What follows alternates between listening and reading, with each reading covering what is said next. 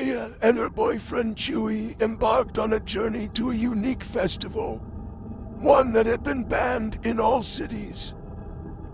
In defiance, enthusiasts bought land and constructed a theater they named Thermite.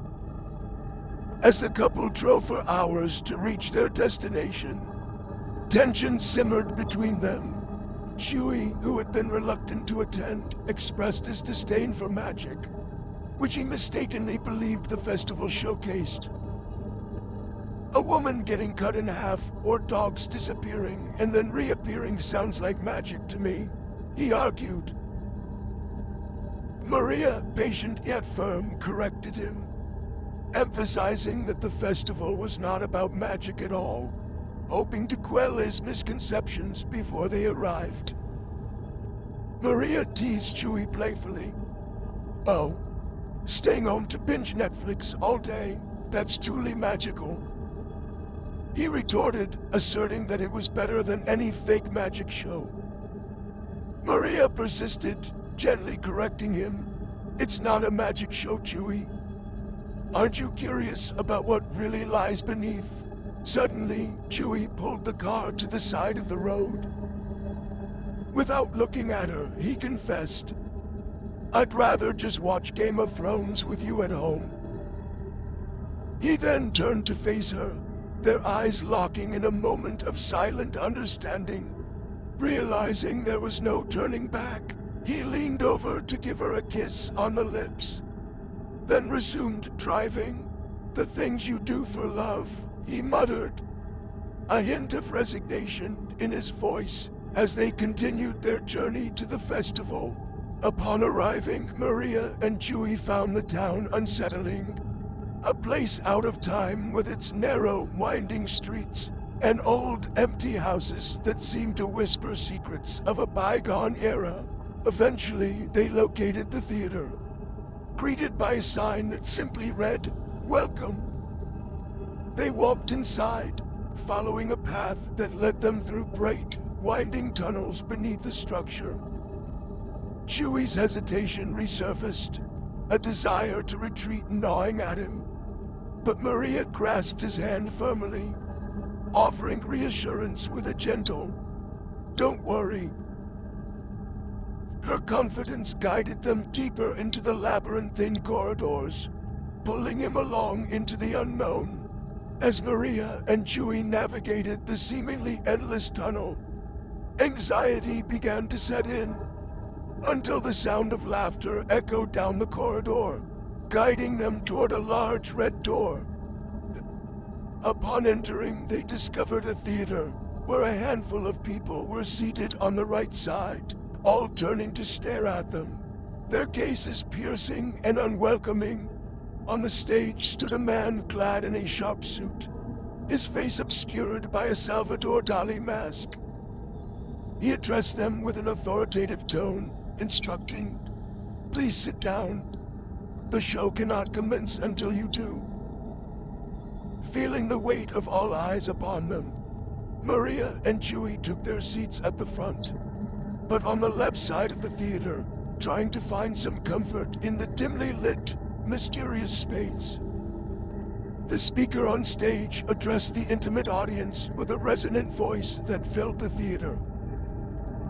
"Welcome, everyone, to tonight's extraordinary experience," he began, his presence commanding attention. "As you settle in, we want to clarify one essential point. Everything you are about to witness is real. There are no tricks, no illusions, and no magic. Just the raw power of reality unfolding before your eyes. Prepare to be amazed. But remember, what you're seeing is not the result of some mysterious force.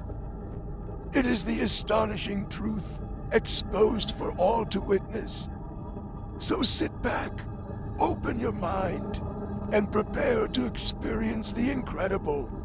From the right side of the theater, a disruptive fart noise interrupted the solemn atmosphere, eliciting laughter from the crowd.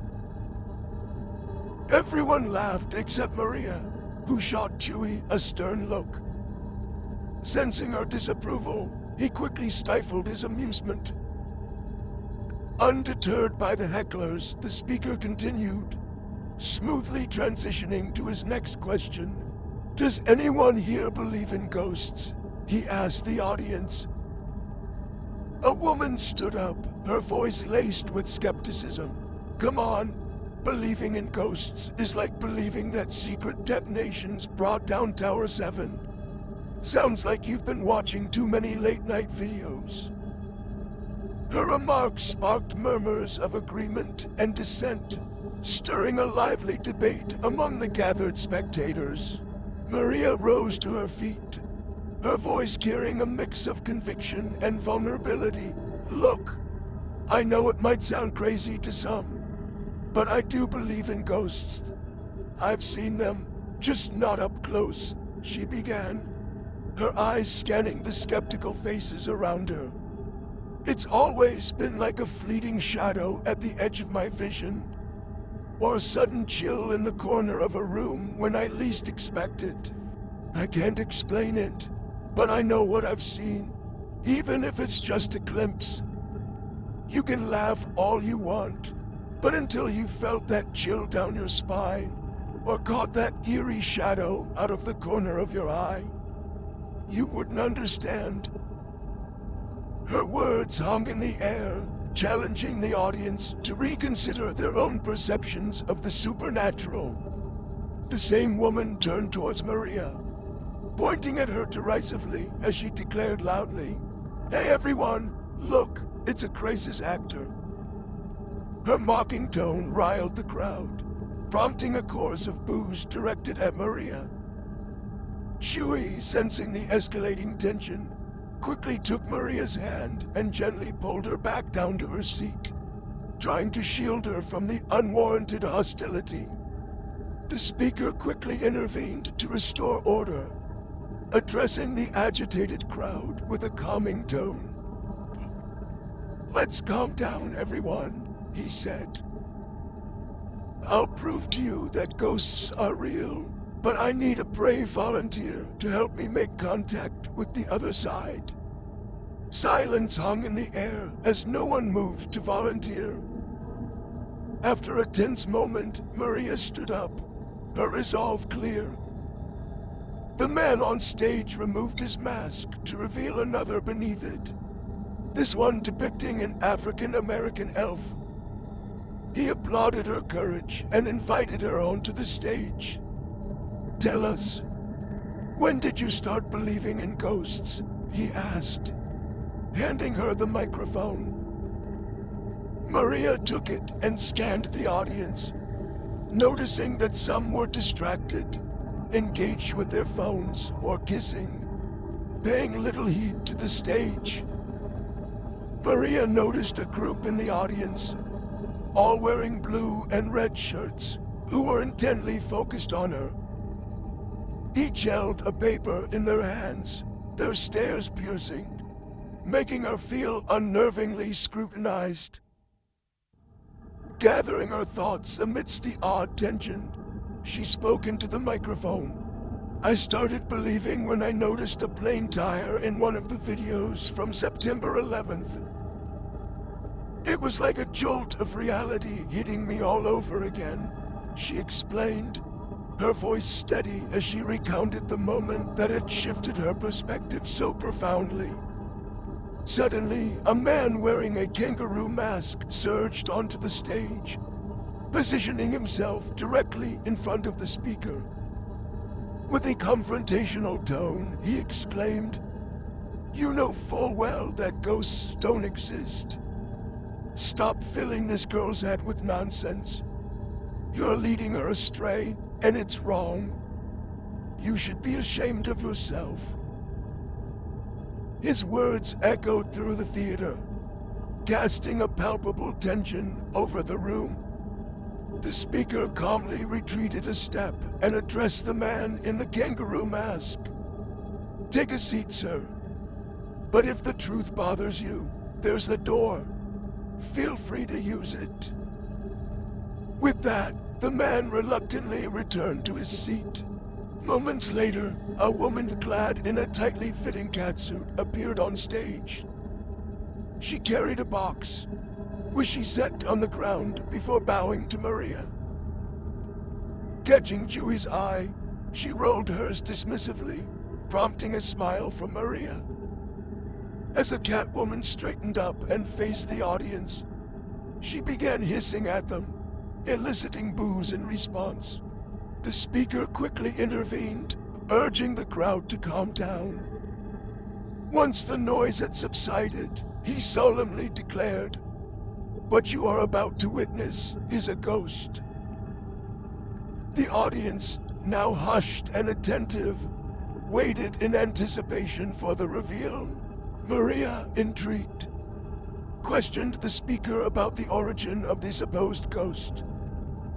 In response, the man removed his mask to reveal another beneath it.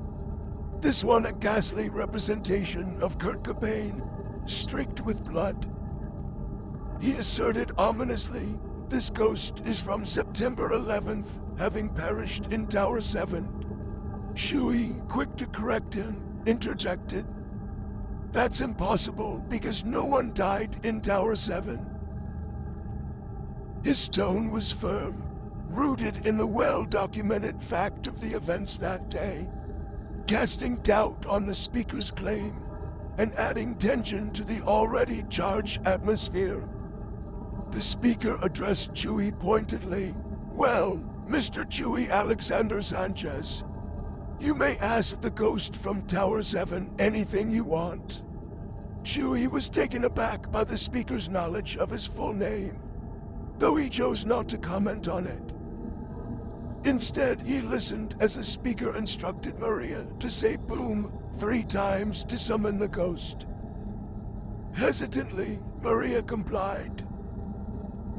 After the third utterance, a door slammed open with such force that it startled everyone in the theater. As the audience watched in horrified silence, a figure with a severely burned body appeared, smoke still emanating from her charred form. The stench was overwhelming, so acrid and potent that some people began to vomit, while others closed their eyes, unable to bear the sight.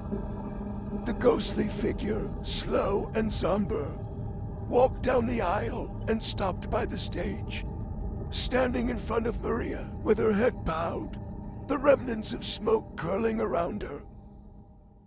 The speaker then solemnly introduced her. "This is the spirit of Claire Red, one of the victims from Tower 7. Turning towards the ghost, he implored, "Claire, tell them what happened to you." The room fell into a tense silence, awaiting a response. Claire slowly lifted her head, debris falling from her scorched clothing. Her face was shrouded in dust, and the sheer effort of speaking to the crowd was visibly painful. When she spoke, her voice was a painfully raspy whisper. The firefighters led Rick and me toward the ominous silhouette of Tower 7. Claire began, her voice strained with the memory. Their faces were marked with a grim realization of the horror that awaited us inside.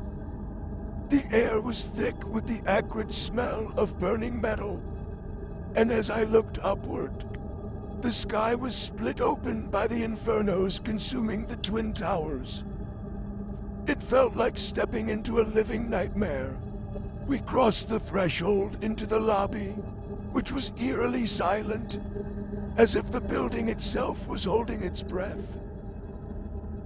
The firefighters stayed back, their figures fading into the dimming light, while Rick and I stepped into the elevator.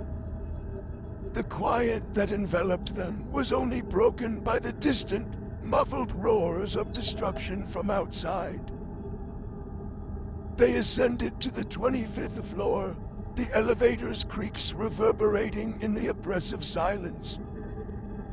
The floor was desolately empty, a cold and unsettling void greeting them. Eager to escape the unsettling emptiness, we hurried back to the elevator, yearning for the lobby's relative safety.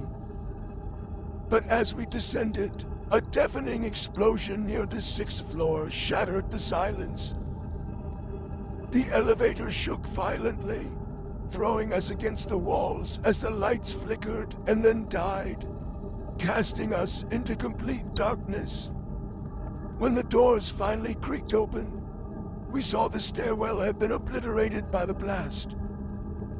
Rubble and flames blocked our path, trapping us. Panic surged as Rick and I retreated upward, the dark, smoke-filled building closing around us like a tomb. The stench of smoke was overwhelming, and the ghastly sight of bodies blocked our path.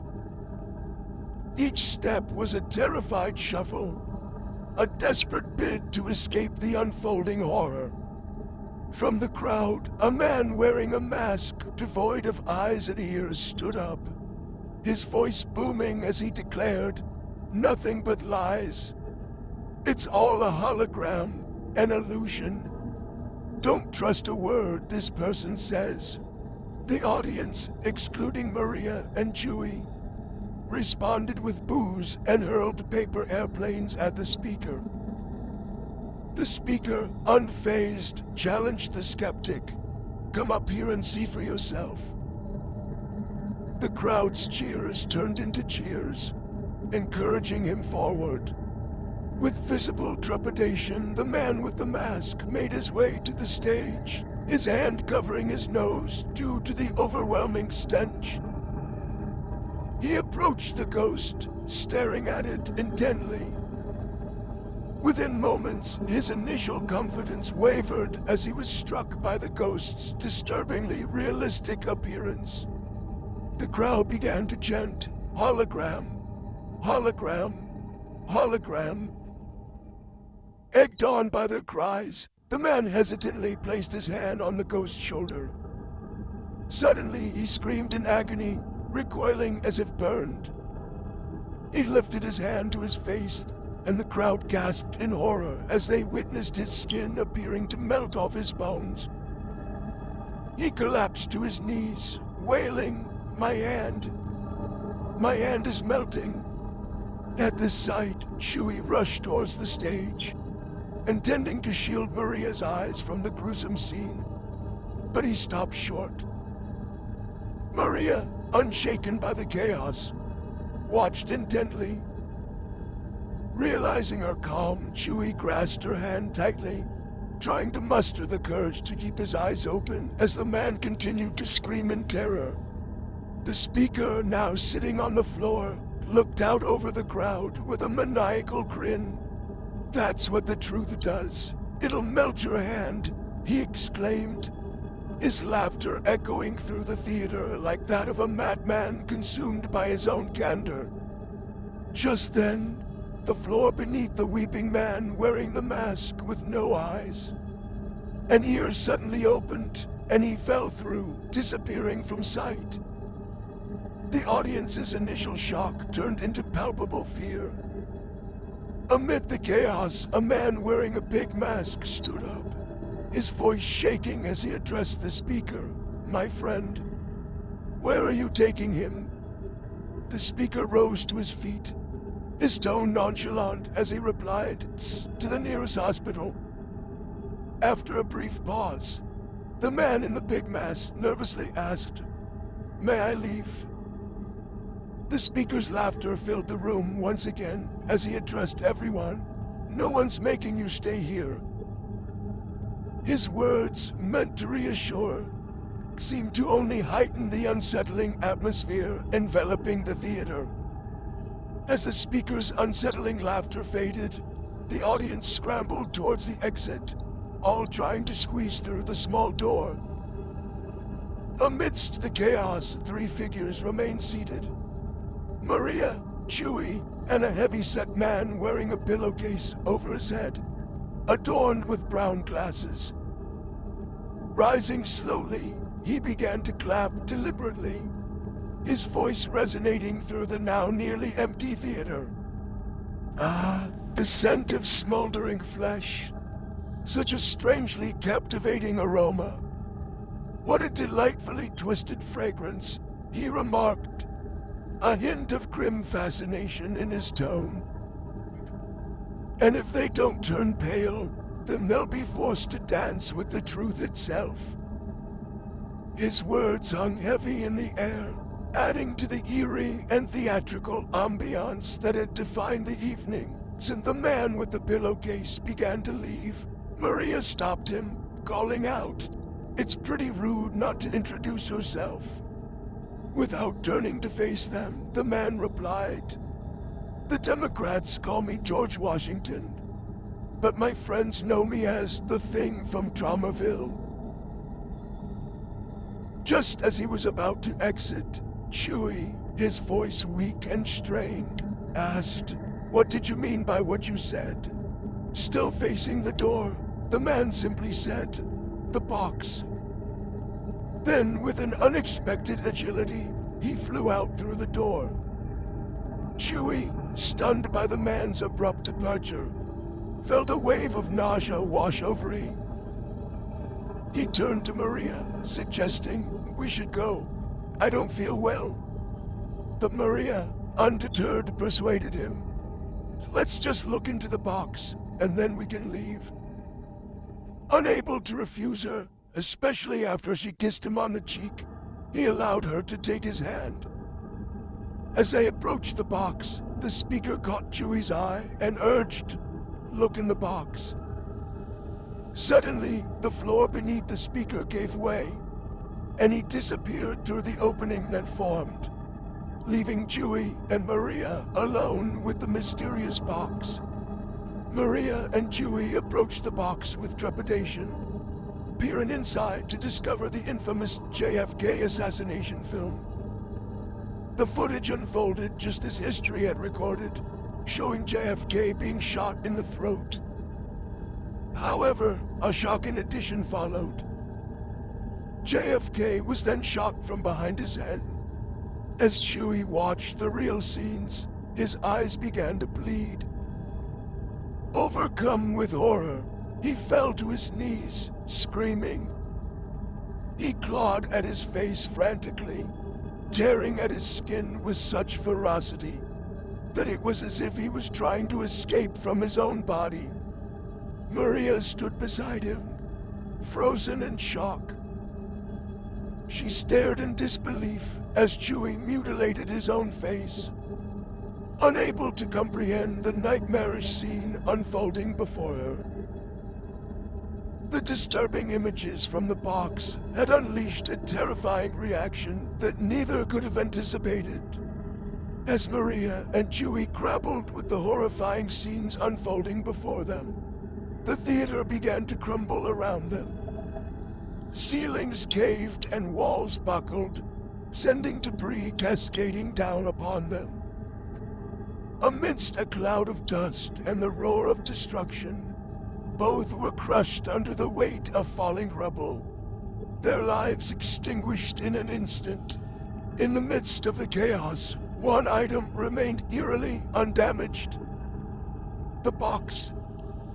It sat amidst the wreckage, untouched and sinister, as if it harbored a force that had orchestrated the catastrophe surrounding it. The stark contrast between the devastation and the intact box painted a chilling picture in the desolate remains of the theater.